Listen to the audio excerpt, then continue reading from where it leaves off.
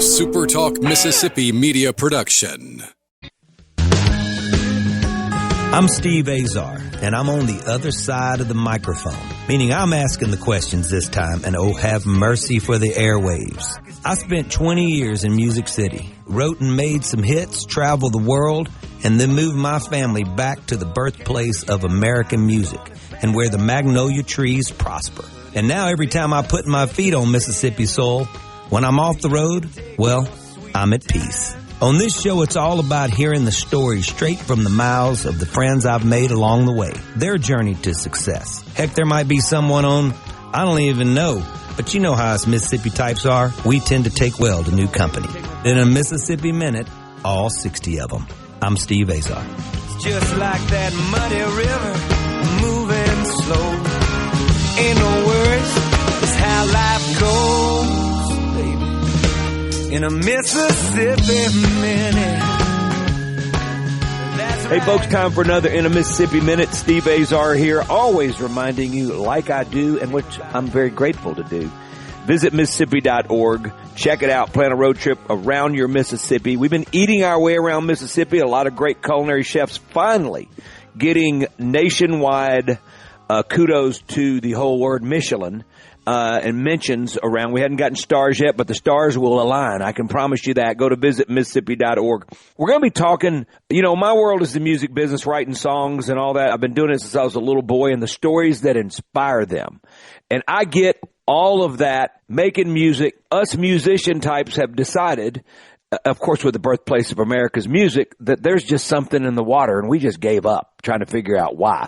But today's guests are on the prowl when it comes to the literary world, joined by co-author, because one of the authors is under the weather, and we'll give her a shout-out in a minute, of this wonderful new book, The Most Powerful Word, Why Mississippi Has Produced More Acclaimed Literature Than Any Other Region in History. The book explores a big and surprising question. How has a single state, often defined by contradiction and a rich, complex history, produced such an outsized number of influential writers? Through original interviews with major literary voices like Donna Tartt and Richard Ford, the book weaves together conversations about history, race, place, and storytelling into a larger portrait of Mississippi's literary power. Mississippi has long been home to some of the most important figures in the American literature world, from William Faulkner to Eudora Welty. And this book digs into why that legacy exists and continues to evolve. The authors are not just authors, but also skilled interviewers themselves, so I'm really in trouble now. And their work brings together voices across generations to explore how place, history, and human experience shape storytelling. Cheers to another powerful book, The Most Powerful Word, published by my pal Neil White over at Nautilus Publishing. He's my publisher as well. He's incredible. So let's get to it right now with co-author of this incredible new book, Josh Clark. What's up, Josh? Hey, Steve. Thank you so much for having me on, man. It's an honor. Shout out to your co-author, Judy Long, who's under the weather. Yeah, Judy's amazing. She is quite a great literary citizen. It seems like everybody in the South knows her. I came up with the idea for the book. I love what you said about how so many of you guys have just given up asking the question, why did Mississippi do this? So, it took this annoying Yankee kid, me, moving down here, my early 20s to New Orleans, and I was always a voracious reader, and I've been reading Mississippi literature, and slowly as, I got more and more to know Southern literature, it occurred to me that so much of what we call base of that, looking back, and as well as Judy, and then I want to understand, this was actually my last question of the day. I'm going backwards today, because I am backwards. But take me sort of on the journey of who you guys decided to interview. Were these a combination of all of your relationships, and how sort of, I get the co-writing thing when you get in a room and you share ideas and all that and you wind up with a song. When you're dealing with a book, and especially featuring a lot of Mississippi greats in the literature world, sort of what was y'all's process? That is a great question. I've never been asked it in that way. I set out to interview every single living writer who was born in Mississippi. That was the important thing. Born in Mississippi. So as we know, Mississippi has attracted a lot of great writers. I saw Tom Franklin yesterday. And there's so many great writers in Mississippi, but ones that were born there, the things that Mississippi imbues you with. When I started in the early 2000s, some of the great writers that might come to mind now, Natasha Trethewey, for example, or Jesmyn Ward, I did not have access to them. I think that I don't know if they'd really published anything major by that time. And so the book is sorely lacking with some of the newer great Mississippi literary lights, but at the time in the early 2000s, it was every single writer who was born in Mississippi, whether they were still in Mississippi or not. And many of them, fortunately, when I started them, were old enough to have known William Faulkner and Eudora Welty, sure, and touch them physically. And so they were able to relay, priceless information about them. So it was great. How did you approach getting the writers to open up into a deeper and more personal way, if I can ask it that way? You got to dig a little deep. They got to be a little vulnerable for you. And that's a really good question too. You get them drinking? You get the biggest, drinking? well, some of them I did, yes. Some of them we had quite a few. Larry Brown and I might have knocked back a couple. But by and large, the secret to interviewing is just being a good listener, and getting the best out of somebody. Sometimes it doesn't even mean asking the best questions or the most incisive questions or the most informed questions, just nudging them in the thing. Steve, I started doing this 9 years ago, just listen a little more. Don't worry about being witty or da-da-da. Just be yourself. And one of my buddies sent me this. And I just could sit it in front of me because it is, I've learned a lot about just letting the interview take me, and you're having this conversation and be unselfish here. Think about it for a second. Anyway, that sits in front of me. I'm glad you brought that up. And I know you're a pro at this interview thing, and your voice obviously says it. Your voice is dynamic and powerful. 2003 is a long time ago. I've had songs that took 17 years, some songs that took 6 minutes, and I love the ones that took 17 years and 20 years to finally sort of put a bow around them and finally get it out there. What do you think took you so long to finally get this baby out there? Partly it was personal priorities had to shift. I was going full blast with this. I had a great team of interns. The book, by the way, you did a marvelous job of describing the book. The book is not just my interviews with all the living writers, but also it's weaving through that is excerpts, things from the archives, historical tidbits, things people probably have never seen about Mississippi or heard about Mississippi to sort of support that. And so we sort of tried to weave the two together into, I guess it's been called like an organic symphony of narratives. Nice. And then we went and took all the authors' interviews, and we didn't just say, okay, here's Barry Hannah for 10 pages, here's Donna Tartt for 20 pages, as usually is done, and that's fine. But instead, we organized them thematically. I tried to remove my voice as much as possible so the authors could seem like they were conversing with each other. The biggest chapter, of course, is on race and civil rights in particular. And, listening to all their different perspectives, whether it's about, what it was like being on the Ole Miss campus when James Meredith matriculated, so doing all that, I'm getting to your question, which was what exactly was the question? Stand by, because we're going to remind you. Let me take a quick break. I'm with Yes, sir. I love it. I am with Joshua Clark. Judy Long can't make it. The authors of The Most Powerful Word on Nautilus Publishing. We'll be right back. Visit Mississippi.org. It's shining for you.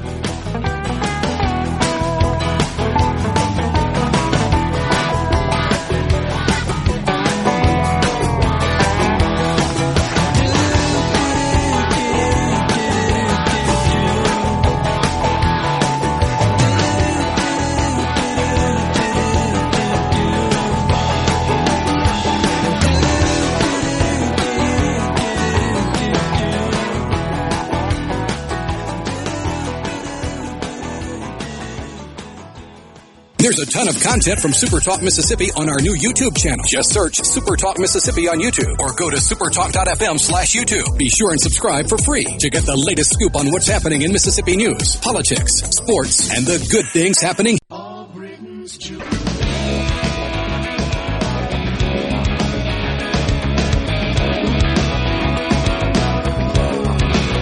Driving this 75. Rocking and rolling with co-author of this wonderful book out, The Most Powerful Word. Why Mississippi has produced more acclaimed literature than any other region in history. That's a lot of regions, and that's a lot of history, if I may say so myself. Josh Clark is with me today. He's flying down as in one of my songs, a flat track, bottle in a brown sack, pistons pumping in a poor boy's Cadillac. Never mind. I don't know. He's on a great looking road. I can see the rear view mirror. And I'm going down the bayou, Steve. Oh, I love it. Literally, that's the bayou right there. Yeah, there's food, I can tell you, on each side of you, and in front of you, and behind you. Judy Long is co-publisher, couldn't make it. Co-writer, co-author, couldn't make it. And, of course, Neil White is somewhere listening. Neil, hello. Their publisher at Nautilus Publishing. We're talking about this really incredible mystery of why literary, and music in my case, but literary today, has been so prolific and prophetic all in one state. And that is the power of Mississippi. Well, we didn't answer the question. I can't even remember what it was. So let's move on. I was getting to it because what I was saying was prefacing the answer, but now I can't remember either, Steve. You could have been that good of a question. It's my fault. So let's just keep going. It was a great question. Now, all right. The importance of place in shaping a writer, especially the ones you've interviewed, in a state like Mississippi, why place matters. Yeah. Wow. So Mississippi, I think, so everybody likes wherever you're from, South Dakota, Virginia, people will talk about, I'm from a state that's full of contrasts. That's how my state's defined. You know, right now I'm in Louisiana. They say the same thing down here. I would argue, and my argument's supported by a lot of research in the book, that no place has so many extreme contrasts as Mississippi does. Certainly in the country, you could maybe even argue the world. And there's so many examples, whether that's, you know, we all know, unfortunately, Mississippi is either the top or the bottom of a lot of statistics in America, you know. For a while, it was number one in illiteracy, and yet you have this incredible literary heritage, you know. You have teetotaling and boozing. You have the ultimate in hospitality. And at times you've had the ultimate in brutality. You had the ultimate, if we want to like talk about one area, like let's take the Delta, for example, where probably, you know, those extreme contrasts are even greater. You know, you had the most affluent society alongside the poorest society in America living right side by side. And so, you know, as writers, usually, whether you know it or not, you're telling this story to try to reconcile the things you see in the world, Greek tragedies and everything else, to understand story. It's right there in a very real front of you. Now, of course, many of these writers are great scholars also, and that's where you get the genius, when you have somebody come along and not only have access to all these stories, but be a genius, whether that's Donna Tartt or William Faulkner or Richard Wright, and then also have, of course, the to back it up with the wisdom and studies of the classics and everything. But, you know, I like to say that Mississippi suffered a compression of history more than any other state. You know, and if you look at places, I think it's kind of true. Most of the South was established, you know, plantations in the South, 200 years before Mississippi was, you know, and you look at the Delta. In one generation, they had the craziest wilderness. They built the most affluent society.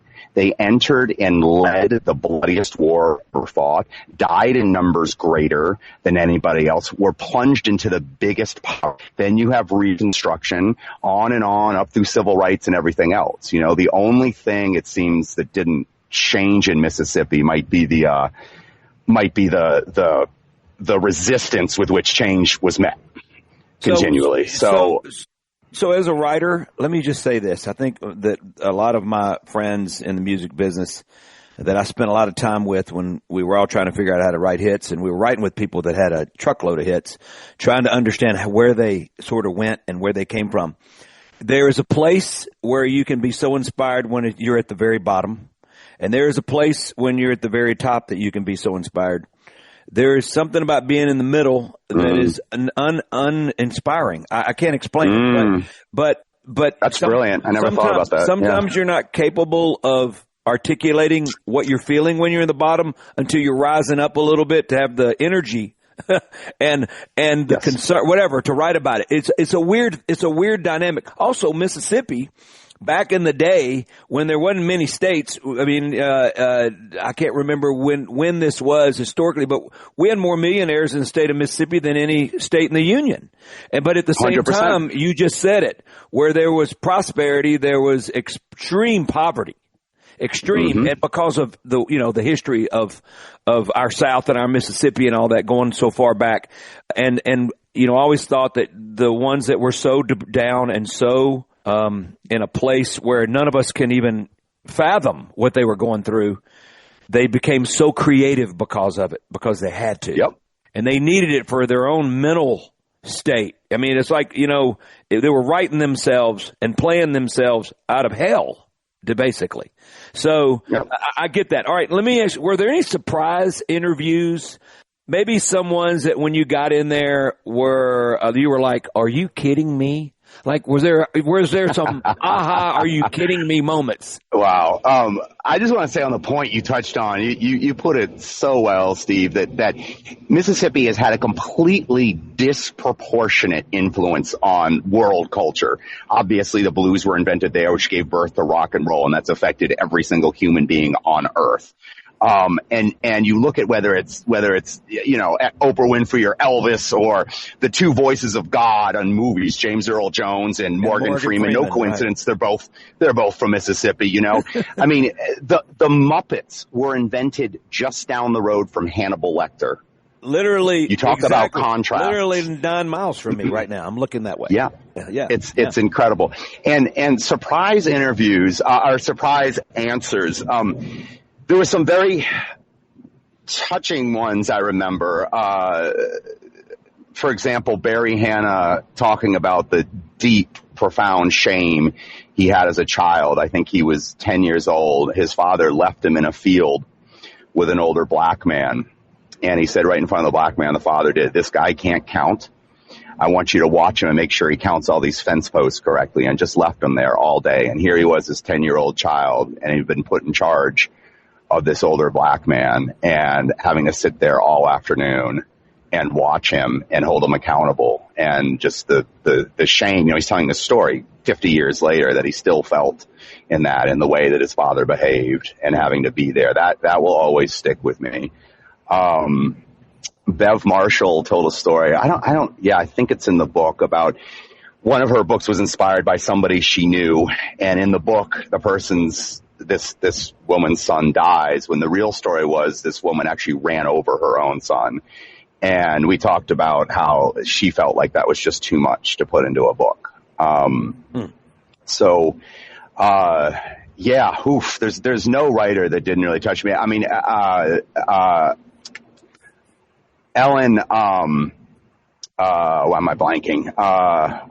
Because it's what we do. We go blank. It's, right? Yeah. Right. And Ellen Douglas, sorry, I was just blanking for a second. No, you're driving. You got cars all around you. You got to focus a little bit. I'm good. I'm just going straight, brother. I'm all good. Follow the bayou. Ellen Douglas told me about how when she was a child she wanted to be buried in a log and thrown into the Mississippi River. I read that. Like Hernando de Soto. Yeah. And de Soto, they don't quite know where he was, but they think he may have been in Mississippi. He was the first white man to set eyes on the Mississippi. And, it's just pretty cool. It's so epic. Yeah. That Mississippi, it moves me. I mean, I'm back here now after Nashville for 20 years. And I'm telling you right now, that thing, every time I stare at it, it's the most moving, inspirational body of water I've ever. I mean, I don't know what it is, what it does to me, but it does a lot. Let's take a quick break. Josh Clark is my guest today, co-author with Judy Long, who's not feeling good today, so we're wishing her the best to get well fast. Nautilus Publishing is the most powerful word. Why Mississippi's produced more acclaimed literature than any other region in history. Visit Mississippi.org. We've got the Writer's Trail, and you can follow it and check out where some of these great writers were so inspired. I'm Steve Azar. We'll be right back. You soldiers finally coming home. I'm still trying to find my way. up to $20,000 available for first-time home buyers. Hey folks, Steve Azar here. Helping is the heart of our friends at Guarantee Bank. They offer programs like the Home Buyer Equity Leverage Partnership Grant that can assist qualified first-time home buyers with up to $20,000 towards down payment and provide home ownership counseling to empower you on your journey. These funds are first come, first served. Learn more about this program and to apply now, go to gbtonline.com. Guarantee Bank, member FDIC.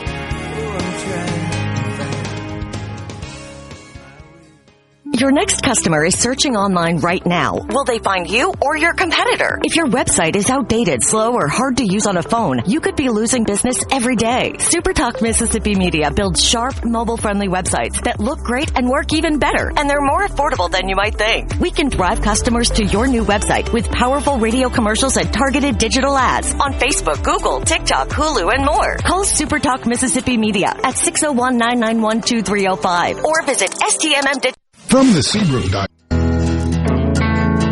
In a Mississippi Minute with Steve Azar, right here on SuperTalk Mississippi. We're in cold water, and we're in too deep. I'm having a hoot right now. I got a man driving down a Louisiana highway, which looks a lot like a Mississippi highway, but I know one thing. He's heading to food.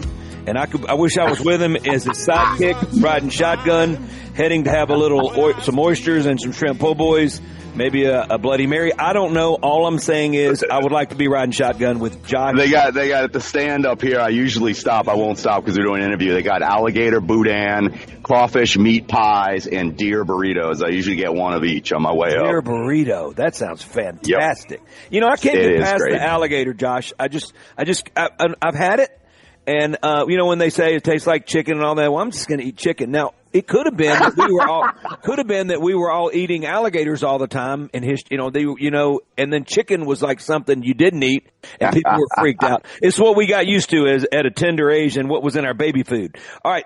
Josh Clark is my guest today. Visit Mississippi.org. Check out the Writer's Trail. We have the blues trail markers, the country trail markers, the Writer Trail markers are insane. I really want you to check them out. And a lot of these writers are in this book that he's interviewed. It's just incredible. The most powerful word, why Mississippi's produced more acclaimed literature than any other region in history. I want you guys to soak that in. And that says it all. Besides our music, it's literary. And of course, our great songwriters throughout Mississippi are also incredible literary folks themselves. They just put a little music to it and put a little rhythm. But hey, every book has a rhythm to it and has a bounce to the words. And it's how we sing it like you say it in our world. Josh, let's talk about Mississippi writers sometimes grapple a little bit with history, especially race and memory. I mean, did you notice common threads in how different authors approach these themes? Yeah. I think Willie Morris was the one who said, they asked him why Southern writers were so great. And he said, memory and bourbon. And then Jim Deese came along and said, you think one would cancel the other out. Yeah.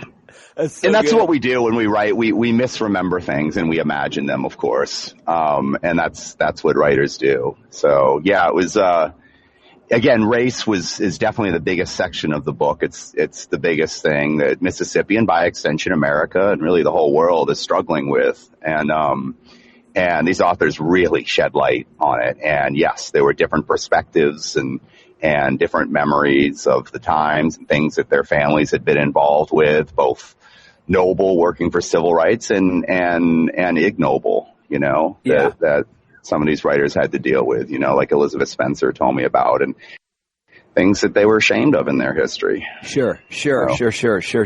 Perspective, you just mentioned that. Did any interview fundamentally change your perspective on Mississippi literature? I know you're well read, and I know you get the South, and I know coming to New Orleans at 20, I get it. But you dug a little deeper now, and you got a lot more personal than you ever did with the actual literaries themselves. So perspective-wise on Mississippi literature for you, what changed? What changed for me was realizing, I think it comes back to, it's almost become cliche a little bit, William Faulkner's Nobel speech, where he said, the human heart in conflict with itself alone can produce great art. And that, to me, the more and more I spoke with these authors, the more I did research, the more I had these wonderful interns doing research, it seemed that described Mississippi in a nutshell, the human heart in conflict with itself. Whether it was never any kind of middle ground in Mississippi, whether it was all those extremes we've already mentioned, or it was, I think it was Elizabeth Spencer talking about how you just couldn't close, she had a black nanny, and the black nanny would sit in the kitchen while they would eat in the dining room. And there they are, 15 feet apart. They just couldn't close that gap. She'd sit there as a kid wondering why they couldn't close that gap, why she couldn't be at the table. One of the things that really touched me, and yes, it has to do with Mississippi, but it has to do with art in general. And I think it's arguably one of the reasons, and this would be a subject for another interview, that rock and roll, I would argue, has kind of stopped evolving. And a lot of literature has necessarily stopped evolving. There's still great literature out there, but we used to have the courage to be bored. And I will never forget Donna Tartt talking about how she grew up in Grenada. And is it Grenada or Grenada? I can't even remember now. Tomato, but it's Grenada for me. Grenada. There you go. So, and curled up underneath a couch in the living room, so bored, she would literally start crying when she was a child, But eventually your mind invents things. She would invent plays, theater plays and all the rest. That's how we create things. Thomas Harris talked about how, he was writing in a little old cabin. I don't know if it used to be a sharecropper's cabin. I can't remember. But in a field in Mississippi, and he would listen to the feral dogs at night barking and howling in the darkness. And out of that darkness, one night walked Hannibal Lecter, and the rest is history. But the point is that a little bit of solitude, and just the courage to be bored. And of course, we don't have that anymore. We have constant, instant stimulus at our fingertips. Right. And no parent wants to hear their kid crying, so they shove a tablet in front of their face so they don't cry.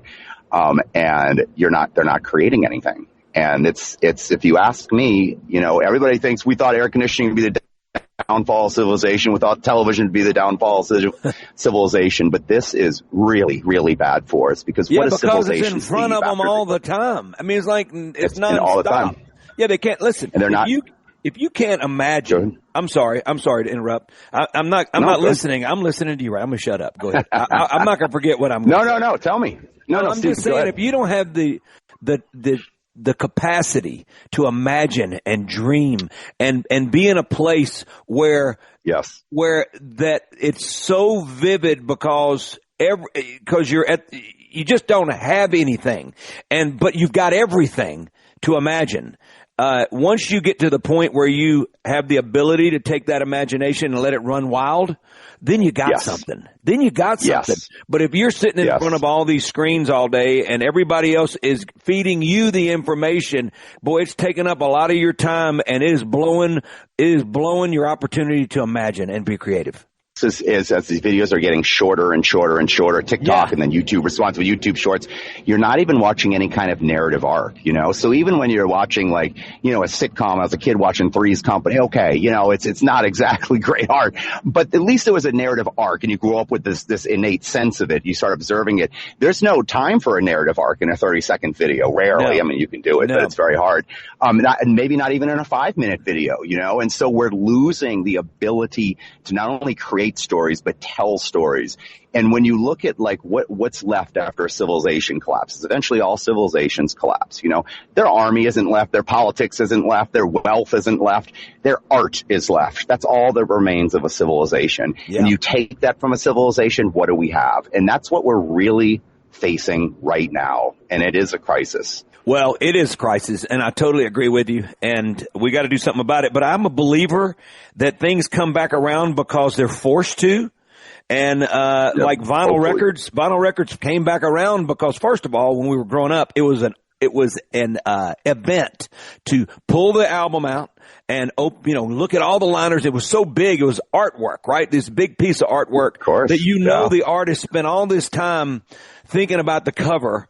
And then, things got smaller and more compact and whatever. You throw them around and do all that. They didn't sound as warm. Nothing was as warm, but they're coming back. I mean, they've made a big, huge comeback with artists, and you can call it nostalgia and you can call it whatever, but the bottom line is they're making a comeback. So we can hope that books that hopefully that's really never gone away for the true readers in the world. But, even Mississippi's had this huge change in education. We go from 50 to like 8 in a lot of the school things, a lot of the subject matters that are going on, math and all of this. And so definitely making strides and headway, and it's always in the news now. So hopefully reading will become much more important, and people being able to imagine and sit there and go through that process in life rather than staring at something that's being constantly fed 15 seconds at a time. Let's take a quick break. Josh Clark. And Steve, okay. Let's take a quick. Josh Clark is my guest today. Judy Long, co-author with him on this wonderful book, The Most Powerful Word. We'll be right back. Go to visitmississippi.org. But I do believe we're in cold water, and I shall believe.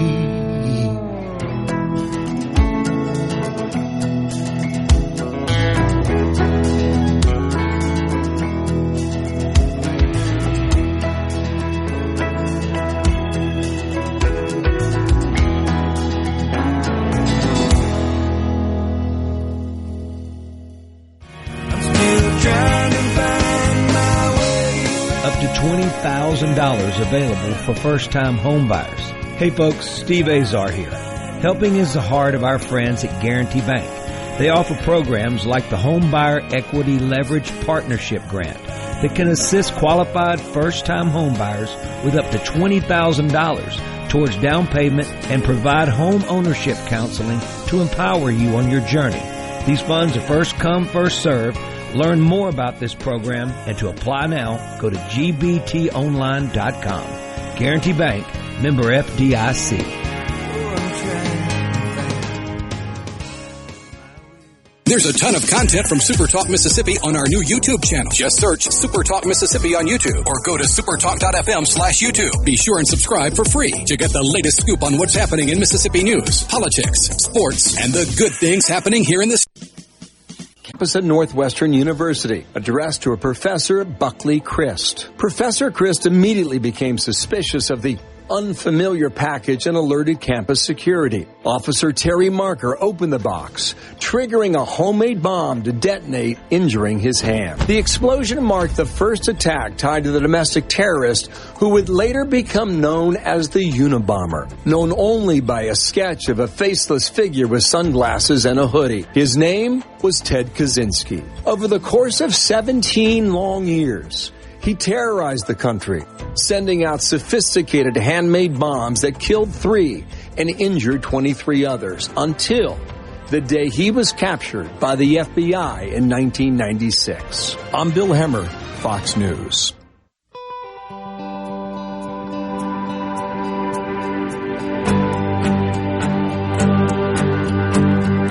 Hello world, here I am standing over this little old town called America. On precious stone, dangling off heaven's shoulder, wide-eyed. In a Mississippi Minute with Steve Azar, right here on SuperTalk Mississippi. I'm gonna fly on my own 2 feet from a cool mile high. I can see every dream waiting my whole life. I interrupted Josh because we had to get to a break, but I'm going to get back to what he was thinking, unless it's like between first and second segment we can't remember because he's driving and I'm... No, I remember you You were pointing out the great Mississippi Writers Trail. I was in Jackson a couple days ago to celebrate the 50th anniversary of and I'm sorry, Square Books, I got in trouble. I said this right in front of Richard Howarth, unfortunately, in the audience. But I think Lemuria is the greatest bookstore in the world, Lemuria Books in Jackson, Mississippi. And Square Books is a very close second. It's no coincidence that the state that has produced the greatest literature has the two greatest bookstores in it. That's like arguing, is Doe's Eat Place the original here in Greenville or Peter DeLuger's in New York? You're going to have a 1 and 2, 1 and 2. It's going to keep switching. Yep. But they're both incredible. They've both been incredible to us with our children's book. I can tell you that. Incredible. And they've been incredible to each other. And Richard Howarth and John Evans, who started Lemuria, spoke to each other. You know, we did an event where they had some of us speak and to celebrate Lemuria and everything John Evans has done. And then they talked with each other for about 15 minutes. And of course, Richard Howarth went to John Evans as soon as he had the idea for a bookstore and opened it. And I think 3 years after Lemuria started. They've, you know, not competition. They've helped each other out from the beginning. And they're just, as I said, great literary citizens. But one of the biggest things, I gave a funny award to John Evans, which was a golden toilet plunger, which is a whole another story. But the second biggest award he got is they unveiled a Writer's Trail plaque for Lemuria Books and John Evans. And that was just a huge honor, obviously. So I know that they're very proud to be part of that, and he certainly deserves it. Exactly. I love that you're saying that. And what state did you grow up in? What city? Where were you born? I grew up in Washington, D.C. Oh, that's beautiful. I love Washington, D.C. I do. And and how do you end up moving? Was your dad in the military, or how'd y'all move? No, I moved myself after college. I went to college up in Connecticut, and I had driven through New Orleans twice, driving across country once, went down there for New Year's, and I sort of harbored this romantic notion of bartending in the French Quarter for a summer. And I packed my mom's Jeep up. You know, I couldn't afford a vehicle of my own. My mom had this little old Jeep, and packed it up, and I said, okay, I'm going to drive to L.A. because I wanted to work in film. But on the way, I'm going to stop in New Orleans and bartend for one summer. Well, that summer turned into about 25 years now, but I found other things to do than bartending. But I ended up forming a publishing company, and the first book was called French Quarter Fiction, the newest stories of America's oldest bohemia. And that's how I got to know some. I actually published a previously unpublished piece by Tennessee Williams. Richard Ford, I mean, what a kind dude that is. I mean, I can't say enough good things about him. Gave me a story. There was a bunch of Mississippi authors, and that probably planted the seed for me about Mississippi. How did you and Neil White get to know each other at Nautilus? Let me think. I think Judy Long introduced us. She knew people who had had great success with Neil. Everybody says amazing things about him, and that's how I met him. Yeah. I love Neil, man. I love to dine with him. I feel a lot less smart than him. And Neil, if you're listening, you're welcome. You're welcome. But no, we've had the best relationship with Sarah Frances Hardy and myself and our spouses and Neil. We've been we're our sixth reprint right now since August of 23. So Neil has been working overtime, and it's been really a lot of fun for me being on that side of it for the first time in my life. And I couldn't imagine it would have been a mistake to be with anybody else but Neil. So and Sarah Frances Hardy, she's an illustrator on the book and a lot more. I can tell you, she's something else. She introduced me to Neil, and that's how it all sort of went down. We've run out of time. And I know that you're headed to some sort of culinary masterpiece somewhere, and I appreciate you taking the time. And this book is just really enlightening, and it is powerful, my man. The most powerful word. Joshua Clark, my guest today. Judy Long is under the weather on Nautilus Publishing. Check it out. Visit Mississippi.org, folks. When it comes to just the incredible, prolific, prophetic writers that were spawned from Mississippi soul. It's an impressive thing. Thank you, Josh. This is great. Thank you so much. We'll hook up soon. Later on. Be safe. Blessings. Yes, sir. I'm Steve Azar. In a Mississippi Minute, all 60 of them, where you can take your sweet time.